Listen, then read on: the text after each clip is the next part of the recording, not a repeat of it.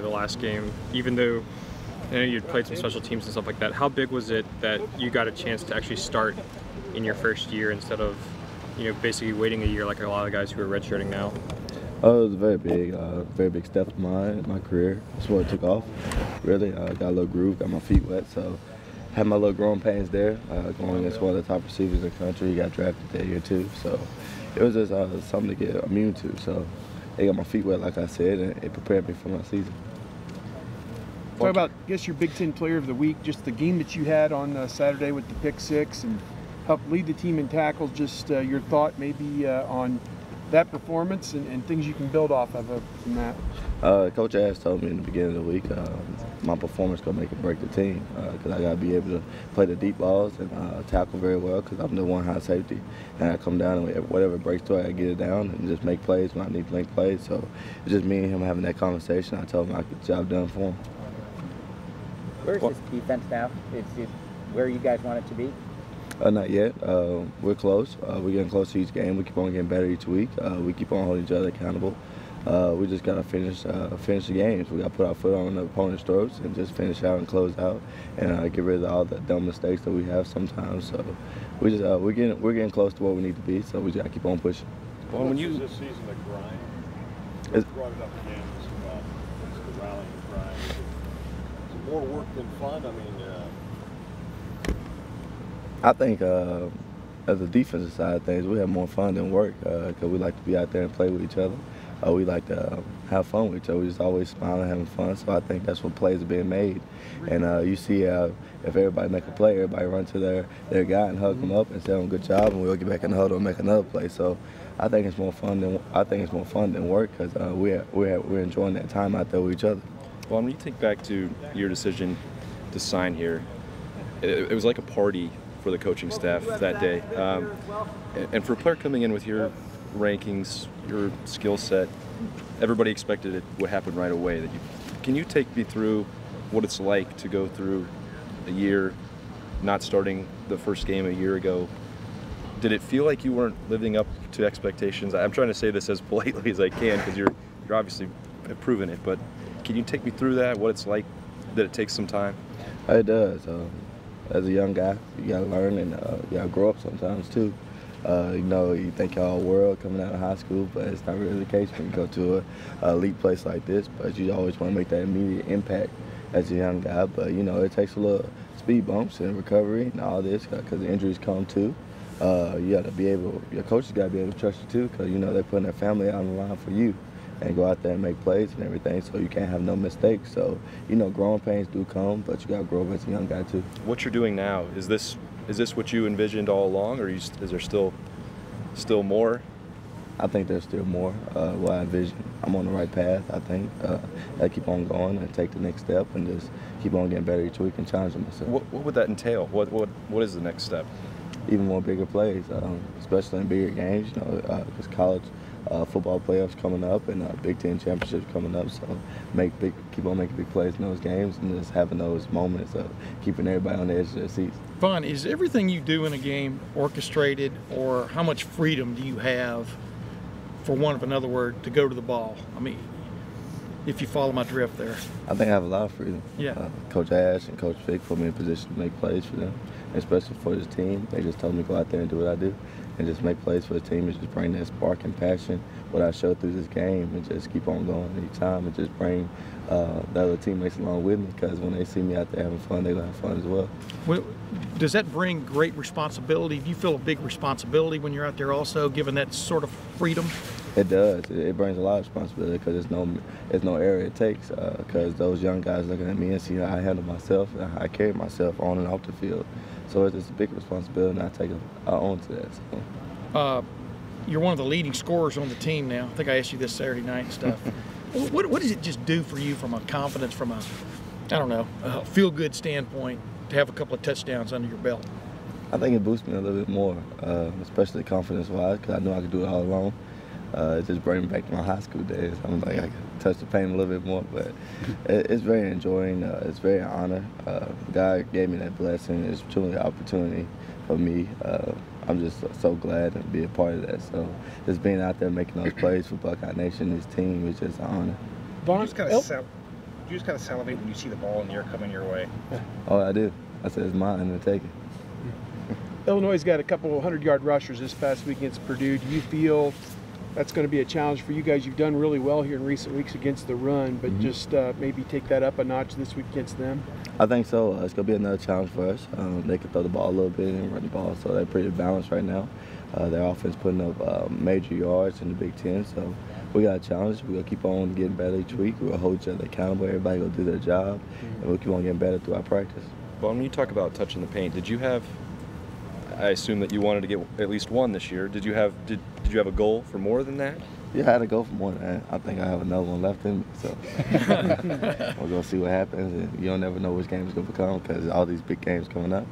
Just get ready to go. You only have one left, or you just have the next one? I might have two, I think so. We're going to see what happens. I'm an even guy.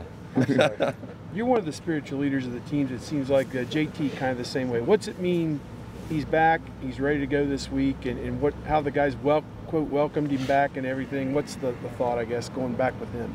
It's never been a welcome back. Everybody makes mistakes. He's human. He was never left. He was in the locker room with us, still going, cheering us on. We know we got him in our hearts, and he's up in the press box with the guys. But he's not missed at all because he's one of those leaders that you can't miss because he speaks with volume as much as his play too. So that speaks with volume too. So it's a big part of him coming back this week. I'm very proud to get him back. So we're gonna see what he has in store for us. What makes him a good leader? What makes him a good speaker to you fellas? Even when he wasn't starting, he was still talking to the offense and maybe even to the whole team and stuff. But what is it that he brings when he's talking, Vonn, that makes people pay attention? What he brings, he speaks from his heart. He speaks what's on his mind. He speaks the real. What needs to be said, he says it. He says it with authority because he really catches everybody's eye and everybody respects him. And that's a real big part, and especially being a quarterback, and that's another big part because you got to back up what you say too, because you got to play a role out there and just lead the team and carry the team and put production out there, and he does that well too.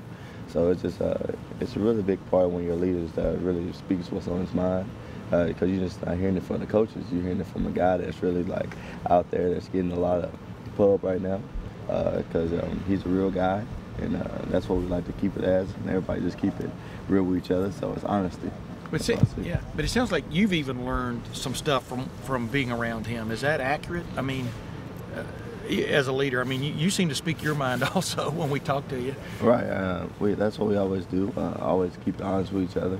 That's what you learn the best, because we learn something new from each other every day. Like I learn something new from the young guys to the older guys and from the coaching staff. So I'm always eager to learn. Do you get a chance? You not only gripped it, but then you ripped it. I mean, the other night and stuff on the air. Do you practice post-interception, post-scoop and score moves? I mean, do you have a chance during the week to do those kind of things? Do you do it in your apartment? How do you? Because you got to make a move right as soon as you get it. Right. I mean, no, just how do you prep for it, or is that just natural? I think it's natural, but I get interceptions at practice. I still work on my moves then, and I run all the way down to the end zone. And Coach Meyer get mad at me and tell me to come back, but it's just all natural. But this is a playmaker, just being a playmaker. But put me in your head though. You seem to have a sense of, after that pick the other night, of exactly where to go, where there might be an opening. That wasn't just run into daylight. Well, I mean, what was? You know what I mean? I mean, what was it? Did you see things even as you're catching the ball? About what you're going to do next? Yeah, I envision things like picking the ball off, scoop and score a big fumble. Anything. I envisioned that before the game. Me and God, I pray about it. Me and God talked about it, and he said, "You'll get one." Yeah. I said, "Oh, really?"